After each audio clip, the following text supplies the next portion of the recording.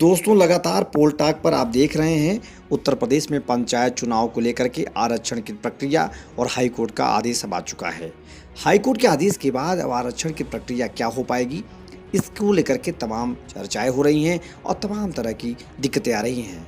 जरा आज आपको ये समझाते हैं कि अब आरक्षण प्रक्रिया में किस तरीके की चीज़ें अपनाई जाएंगी, कैसे होंगी, क्या होंगी, इसको समझना बहुत ज़रूरी है।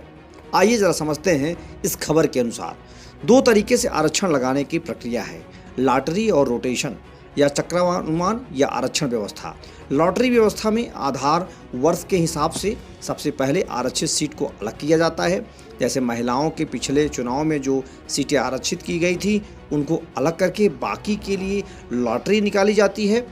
इसी तरह के तरीके से आरक्षण के लिए भी किया जाता है। रोटेशन या चक्रानुमान आरक्षण में जो सीट जिस वर्ग के लिए आरक्षित है वो अगले चुनाव में उस वर्ग के लिए आरक्षित नहीं होगी। जैसे अगर जो सीट आपकी आरक्षण में है वो अगली बार जनरल हो जाएगी। इसके लिए एक तय चक्र है। सबसे पहले SC ST महिला के लिए सीट आरक्षित की जाती है। इसके बाद क्रमशः SC ST OBC महिला और जनरल के लिए आरक्षित होती है। समझिए कि अगर कोई सीट पिछले चुनाव में SC ST महिला के लिए आरक्षित थी तो उसे अगले चुनाव में SC ST के लिए आरक्षित नहीं किया जाएगा। ठीक इसी तरीके से जो सीट सामान्य है वो अगले चुनाव में SC ST महिला के लिए आरक्षित हो जाएगी। यूपी पंचायत चुनाव में इसी प्रक्रिया का पालन किया गया है और अब कोर्ट के आदेश के बाद इस पर पूरी तरह से ध्यान दिया जाएगा। जाति के आरक्षण में ही महिला को पहला आरक्षण महिलाओं को दिया जाता है जो 33% है। इसके अलावा जातिगत आधार पर SC ST के लिए 21% आरक्षण और OBC के लिए 27% आरक्षण मिलता है। महिलाओं का आरक्षण सभी जातियों पर लागू होता है, यानी जो सीट SC ST या OBC के लिए आरक्षित है उस पर भी महिला आरक्षण लागू हो सकता है। जैसे ST ST के लिए आरक्षित सीटों में 1/3 सीटें महिलाओं के लिए आरक्षित होंगी, ठीक वैसे ही OBC और सामान्य वर्गों के लिए भी होगा। आप जरा समझते हैं कि ये आबादी तय करती है आरक्षण, कैसे करती है, क्या हो पाएगा, इस तरह की बातों पर ज़रा जानना बहुत ज़रूरी है। अलग अलग चुनाव के लिए आबादी को आधार बनाया जाता है। पंचायत सदस्य के लिए गांव की आबादी आधार होती है।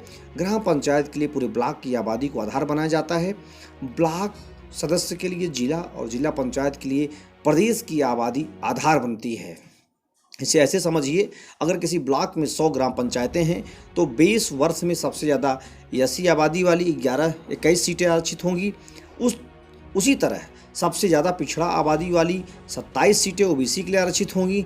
20 वर्ष के बाद चुनाव में SC की आबादी के हिसाब से 21 के बाद वाली 21 सीटें, पिछड़ा की 27 के बाद 27 सीटें आरक्षित की जाएंगी। ये तरीका है। वहीं राजनीतिक विशेषज्ञ कहते हैं पिछले चुनाव के बाद अगर किसी जिले, ब्लॉक, पंचायत का परिसीमन हुआ है तो वहां फ्रेश आरक्षण होना चाहिए, यानी सबसे ज़्यादा आबादी वाले इलाके आरक्षित होंगे। ऐसे में 2015 में जो सीटें जिस वर्ग के लिए आरक्षित थीं इस बार भी उसी के लिए आरक्षित हो जाएंगी। उदाहरण के लिए बनारसी की बात करें तो यहाँ बड़ी संख्या में गाँवों को शहर में शामिल किया गया है। ऐसे में यहाँ सबसे ज़्यादा SC ST और OBC वाले जिला पंचायत की सीटें आरक्षित होंगी, भले ही वह पिछली बार की ही आरक्षित रही हों।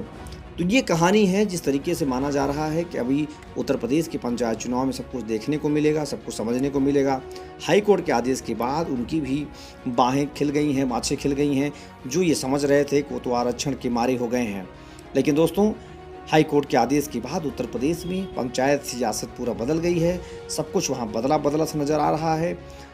कई लोगों ने हज़ारों रुपए, लाखों रुपए का पोस्टर छपवाया, बैनर छपवाया, सिस्टम डेवलप करना शुरू कर दिया, लेकिन अब आरक्षण के बाद मामला बिगड़ता हुआ नजर आ रहा है। आप देख रहे हैं पोल टाक। लगातार अपडेट पाने के लिए चैनल सब्सक्राइब करना नहीं भूलिए, क्योंकि यहाँ पंचायत चुनाव की सबसे सटीक जानकारी दी